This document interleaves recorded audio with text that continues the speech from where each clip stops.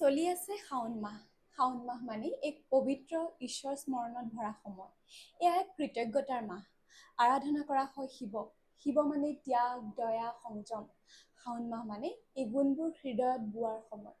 যি আমাক ৰক্ষা কৰিলে, যি নিজে বিষ গিলি জগত বচালে, তেওঁৰে প্ৰতি এই মাহত আমাৰ বিনম্ৰ প্ৰণিপাত।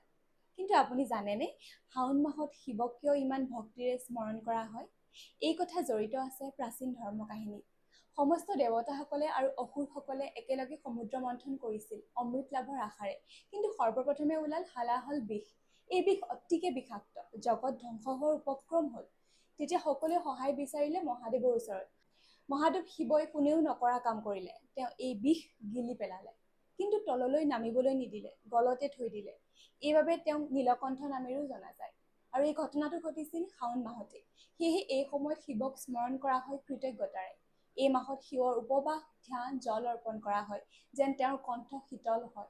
মহাদেৱে বিষ গিলাৰ পিছত তেওঁৰ শৰীৰ জুই হৈ উঠিছিল। তেতিয়া দেৱতাসকলে তেওঁৰ ওপৰত গংগা জল ঢালিছিল তেওঁক শীতল কৰিবৰ বাবে। আজিও সেয়ে মহাদেৱৰ প্ৰতি কৃতজ্ঞতাৰে এই শাওণ মাহত তেওঁক জল, গাখীৰ অৰ্পণ কৰি আৰাধনা কৰা হয়।